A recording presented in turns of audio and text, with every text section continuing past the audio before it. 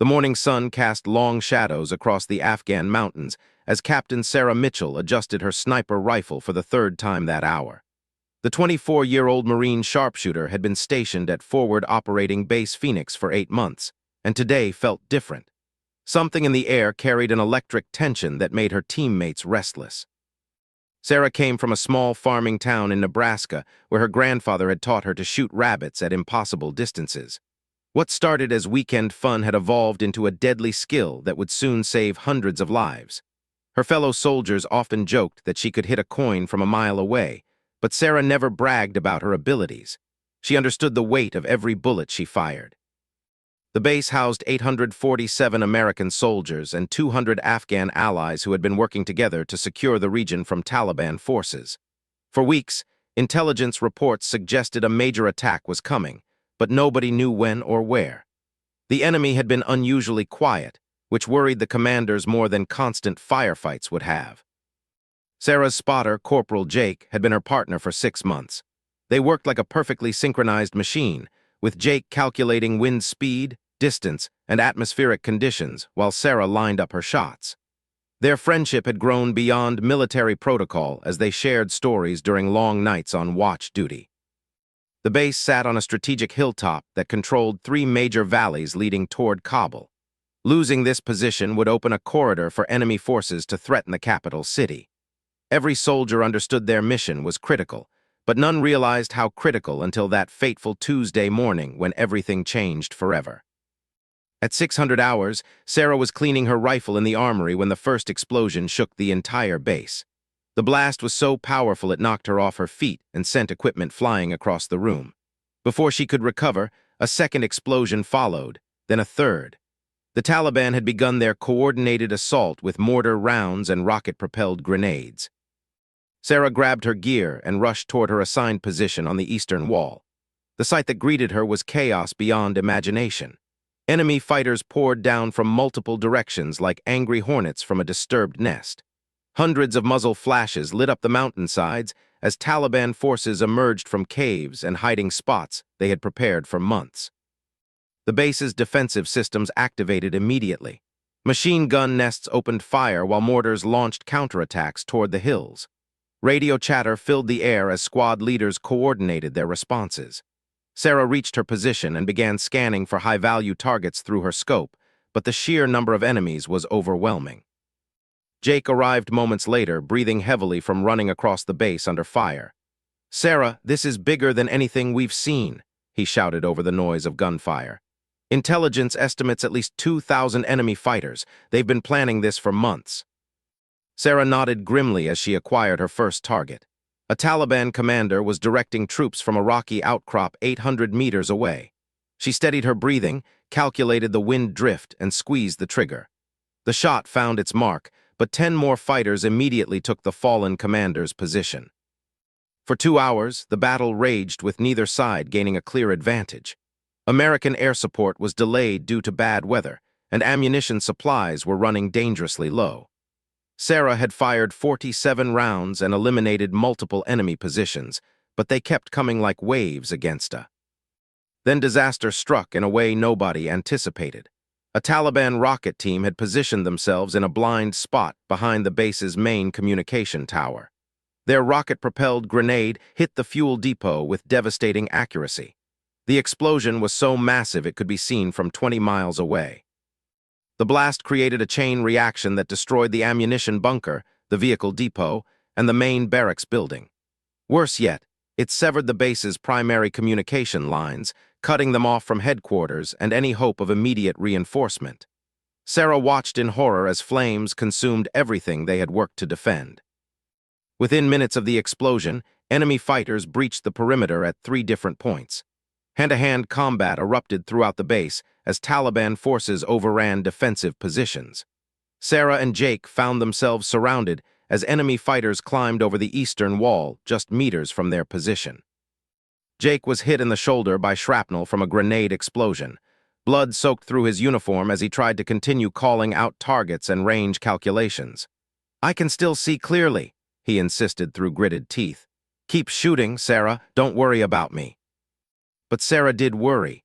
Jake was more than her spotter. He was her best friend and the closest thing to family she had in this foreign land.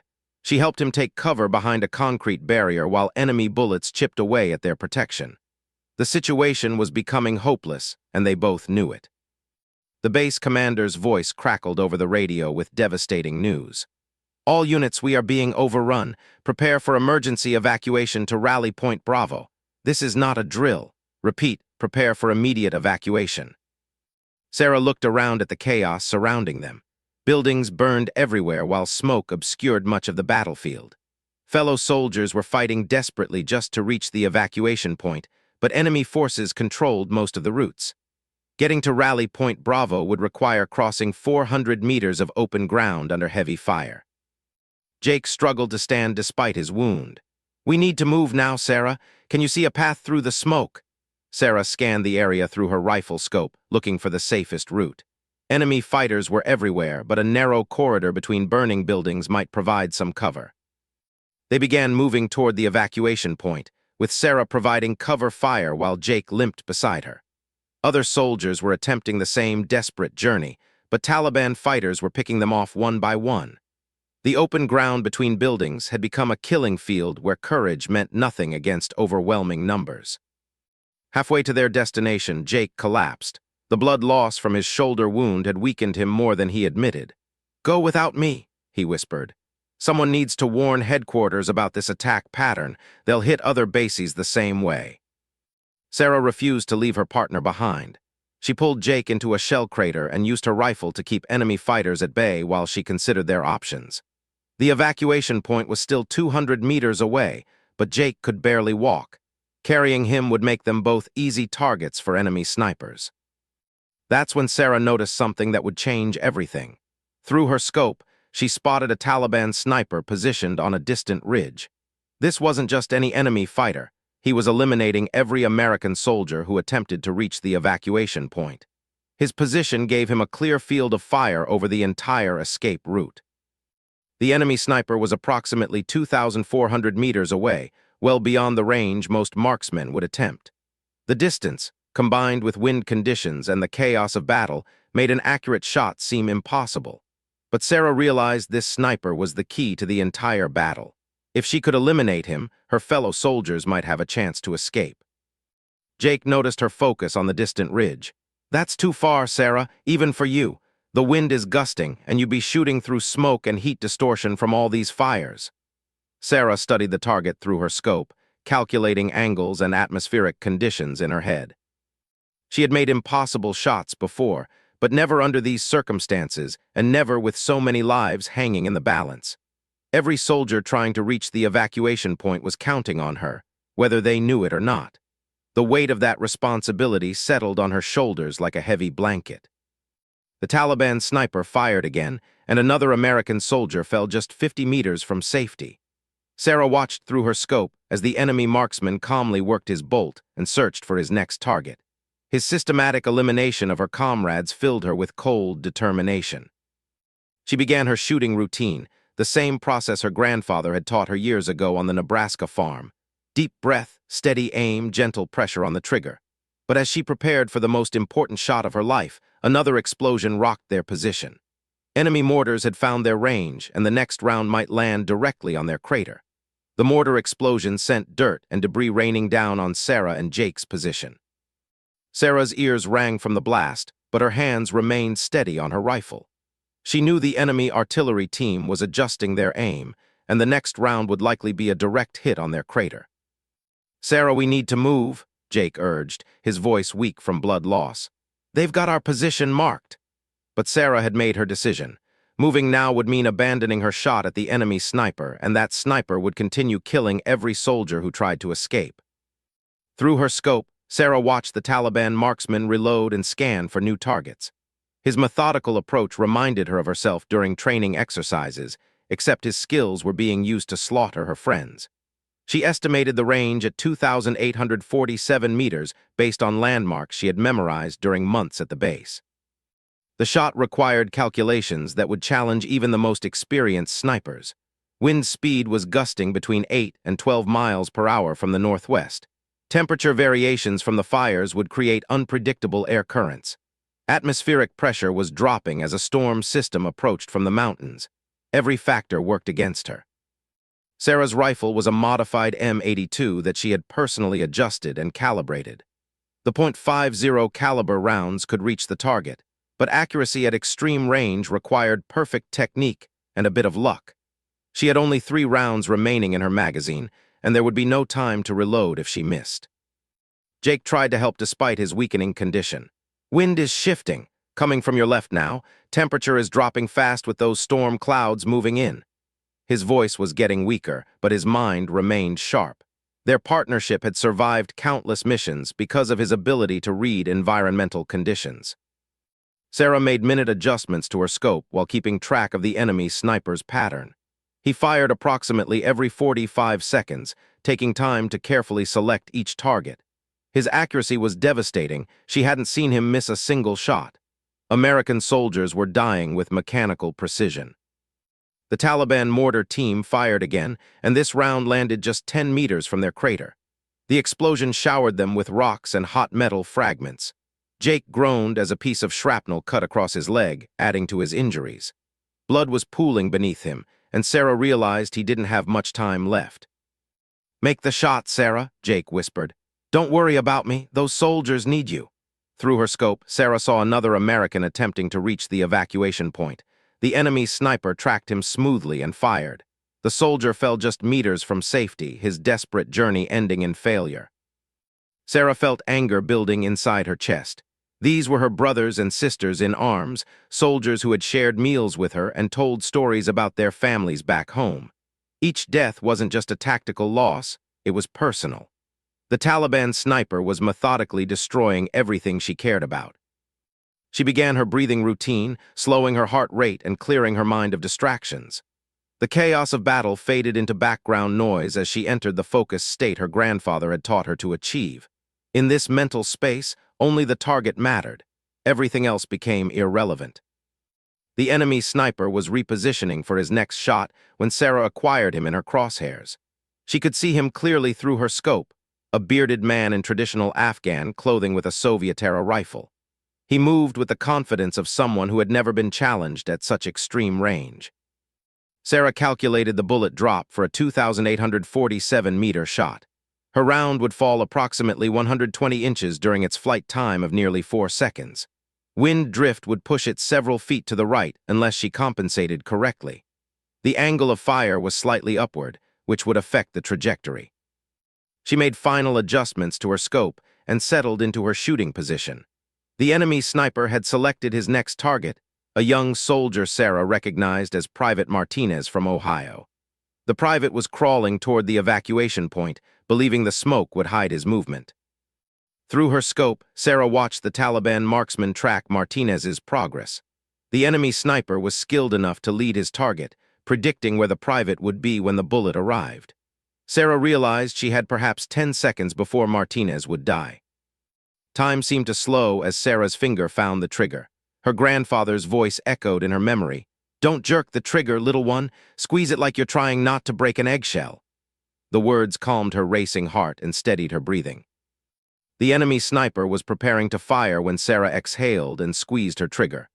This massive recoil rocked her shoulder, but she maintained her scope picture to observe the shot's impact.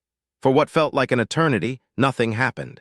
The bullet was flying through space at nearly 3,000 feet per second. 4 seconds later, Sarah watched through her scope as her bullet found its target. The enemy sniper jerked backward and disappeared behind the rocky outcrop where he had been positioned. His rifle tumbled down the mountainside, bouncing off rocks as it fell toward the valley floor. Private Martinez reached the evacuation point safely, unaware that death had been tracking him until moments before. Other soldiers began making successful runs toward Rally Point Bravo now that the Overwatch sniper was eliminated. Sarah's impossible shot had broken the enemy's ability to control the escape route. But their victory was short-lived. Taliban fighters had observed the muzzle flash from Sarah's position and were now directing concentrated fire toward her crater. Machine gun bullets chewed up the rim of their hiding spot while rocket-propelled grenades exploded nearby. They had perhaps minutes before being overrun. Jake was barely conscious when Sarah tried to help him stand. "I can't make it," he whispered. "You need to go now while you still can." Sarah looked toward the evacuation point, now only 150 meters away. Without Jake to slow her down, she could probably reach safety. Instead, Sarah dragged Jake deeper into the crater and used her remaining ammunition to create a defensive perimeter. She wouldn't abandon her partner, even if it meant missing her own chance to escape. Some things mattered more than personal survival, and loyalty was one of them. Enemy fighters were closing in from multiple directions. Sarah could hear their voices getting closer as they coordinated their attack on her position. She had perhaps a dozen rounds left for her sidearm, enough for a brief fight, but not enough to hold off an entire squad of determined fighters. That's when she noticed something that gave her hope. The storm clouds she had been tracking were finally arriving, bringing with them the possibility of concealment and confusion. Heavy rain began falling just as the first Taliban fighters reached the edge of her crater. Sarah used the rain and reduced visibility to her advantage, picking off enemy fighters who exposed themselves while trying to locate her exact position. The storm was becoming a factor that neither side had planned for, turning the battlefield into a chaotic maze of limited vision and slippery footing. Through the rain, Sarah heard the distinctive sound of American helicopter rotors approaching from the east. Air support had finally arrived, bringing with it the possibility of rescue and reinforcement. But the helicopters would need a clear landing zone and protection from enemy fire. Sarah realized she was in a unique position to provide that protection. Her elevated position gave her oversight of the primary landing area, and her marksmanship skills could eliminate threats to the incoming aircraft. Once again, everything depended on her ability to make impossible shots under extreme pressure. The first helicopter appeared through the storm clouds, its pilot searching for a safe place to land. Taliban fighters immediately began targeting the aircraft with everything they had. Rocket-propelled grenades streaked through the air, while heavy machine guns filled the sky with tracer rounds. Sarah began the most intense shooting sequence of her military career. Using her sidearm with surgical precision, she eliminated enemy fighters who were targeting the helicopter. Each shot had to count because she was running dangerously low on ammunition and had no way to resupply. The helicopter pilot spotted her muzzle flashes and began maneuvering toward her position. Sarah realized the crew was attempting a rescue operation, risking their own lives to save the soldiers trapped at the overrun base. The pilot's courage inspired her to fight even harder against impossible odds. But as the helicopter approached, Sarah faced a terrible choice. The aircraft could only carry a limited number of passengers, and other wounded soldiers were also waiting for evacuation. Taking up space on the helicopter might mean leaving someone else behind to die. The rescue helicopter hovered 20 feet above Sarah's position while enemy fire intensified from all directions. The pilot was taking enormous risks to reach them, and Sarah knew this might be their only chance for survival. Jake was unconscious now, his breathing shallow and irregular from blood loss. A crew chief rappelled down from the helicopter while machine gun fire erupted around them. "We need to move now," he shouted over the noise of rotors and gunfire. "This storm is getting worse, and we're taking heavy fire from multiple positions." Sarah helped load Jake onto the rescue basket, but as they prepared to lift him up, she noticed movement in the tree line beyond the landing zone. A Taliban rocket team was maneuvering into position with a clear shot at the vulnerable helicopter. The crew was focused on the rescue operation and hadn't seen the threat developing. Without hesitation, Sarah grabbed her rifle and acquired the rocket team in her sights.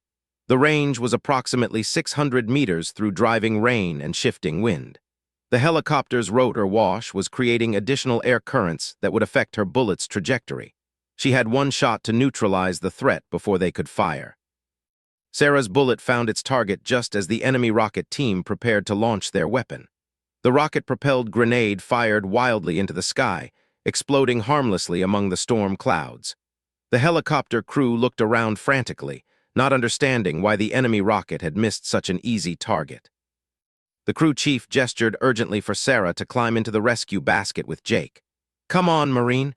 We need to get out of here before they regroup." But Sarah shook her head and pointed toward other wounded soldiers who were crawling toward the landing zone from various hiding spots around the base. "Take them first," Sarah shouted back. "I can hold this position and provide overwatch until everyone else is out." The crew chief started to argue, but Sarah was already moving to a better firing position. Her decision was final. She wouldn't leave while other soldiers still needed protection.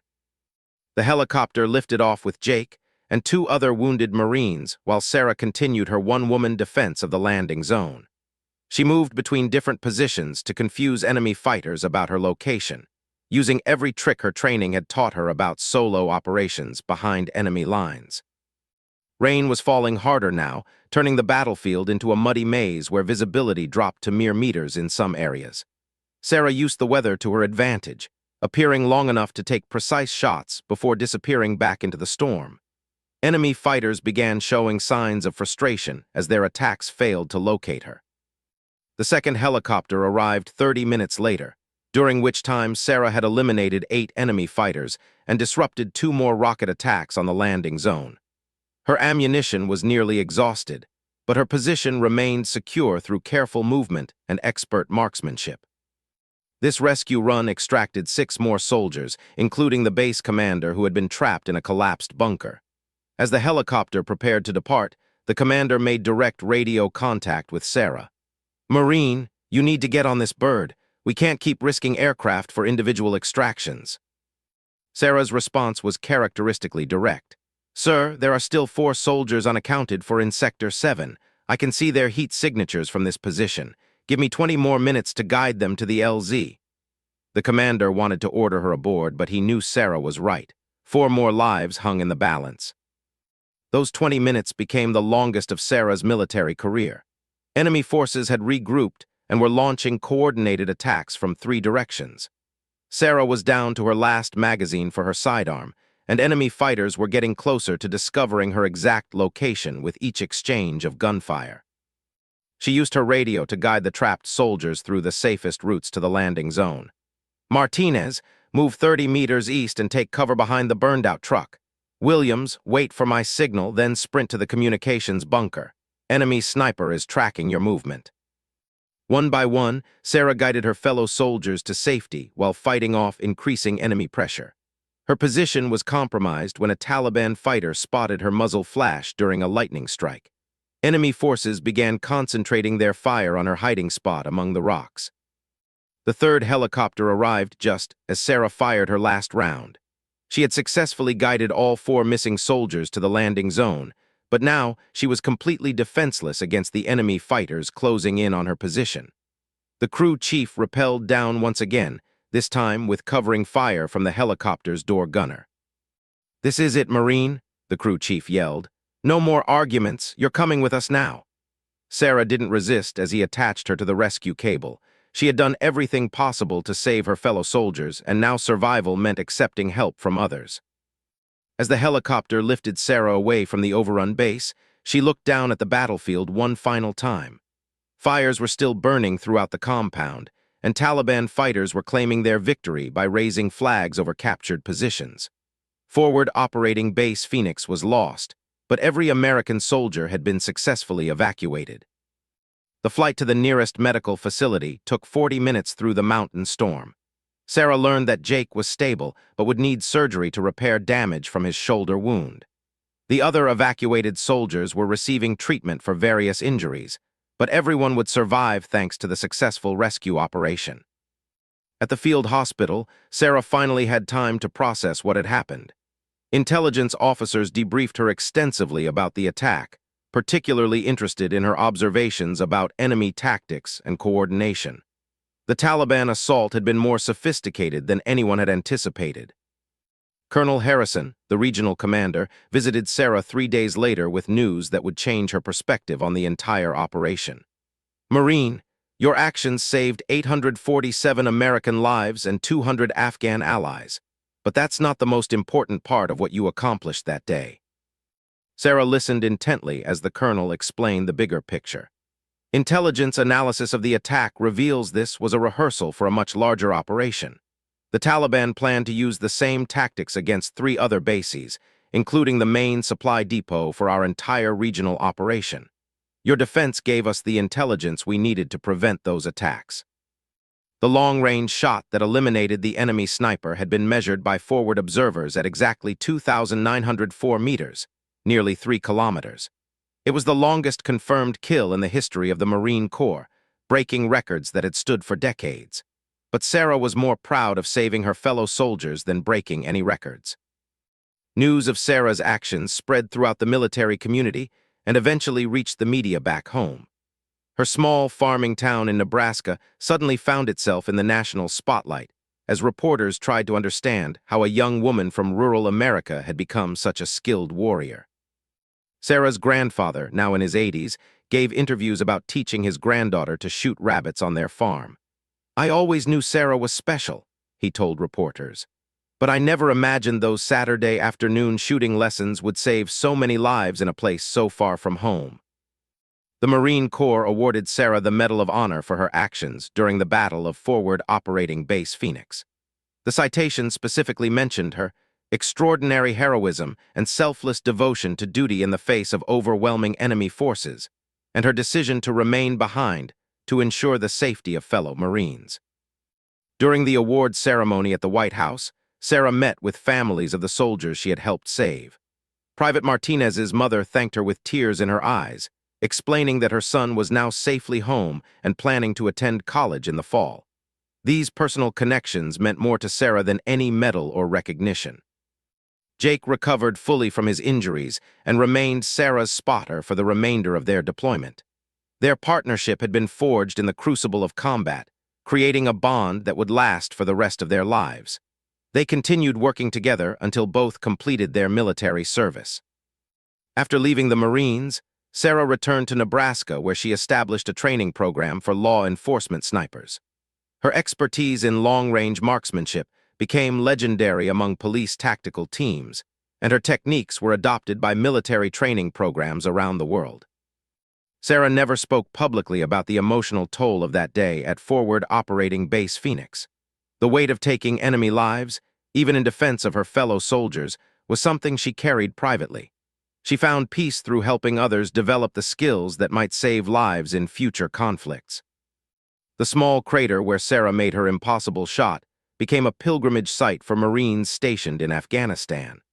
Soldiers would visit the position to pay their respects and try to understand how anyone could make an accurate shot across such an enormous distance under combat conditions.